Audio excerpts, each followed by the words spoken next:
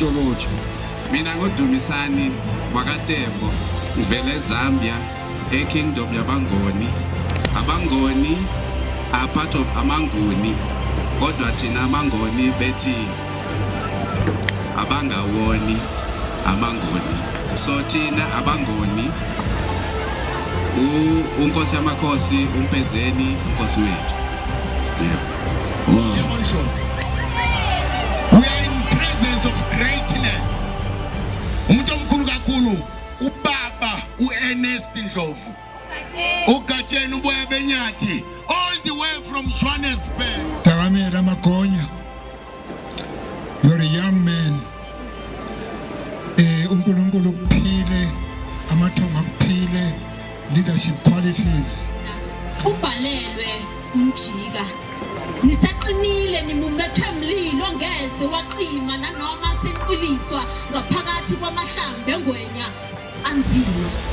Nekuthomeni kwesikhathi kumbeka ilanga amandleni akhange nakancane isibezeka umphefumulo usese njengokuba na ubambelela phase eholweni lakonomthahelo ngabona mina ugida mphezeni kamabholo fighting the boers while preserving your culture, fighting for your brother from another mother. Abo Jebez Kanyilanga, when they arrived and asked where Chimampuru is, you replied and said, Omampuru ngemkinyile. And that's the strength that should be embodied. Namhlanje sinakusasa nanoma ithemba selkhayela. Phasi kolaka Tanganyika ngambona mina uNyerere. You played a key role in the decolonization of Africa, a true champion of education and literature. Oh, and the Homie Amaisons. How can I forget you ladies?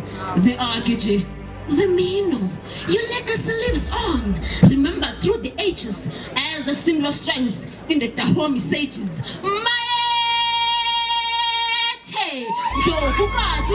From the Budu people in Angola, you fought against invaders with bravery. Ngiyazithoba ngombana you are a diplomat with wisdom behind your eyes. You fought for your people and silenced their fears. Those who dared to stare, you ate their hearts. Bantu abansundu, zingelani ulwazi olunzulu. Africa, listen, they may have invaded you, but they did not invent you. They may have brought Bibles in Africa, but they did not bring God in Africa. They may have came with weapons of mass destruction, violence, and introduced the word tribe, which birthed tribalism and xenophobia. But Kumbula, you lived as ants, as Amanala, Amatonga, Amapondo, as Amanzuza. Now Kumbula wana umbani uzokwazi ukukhafela abantu bakho ngobuhlakani. Africa, awake, you sleeping giant.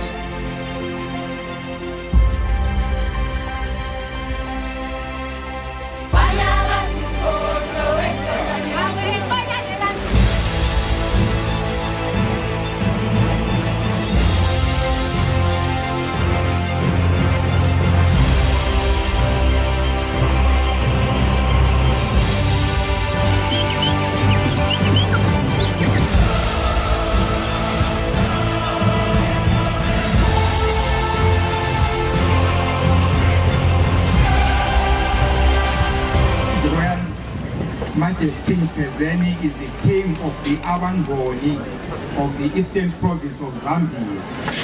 Inyandezulu, Ingwenyama, Inkosi yamakhosi, for his inspirational leadership in guiding the Abangoni and his dedication to preserving culture through the Nwala ceremony, which has risen to international recognition as an important Ngoni tradition.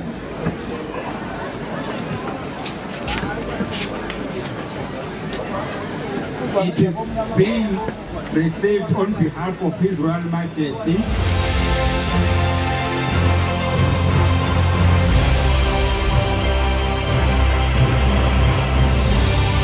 We need to learn who we are as African. We don't have to talk about it, but we need the kings to lead that. And over Unduna Enkulu, who's leader, who continent on that. Angiti.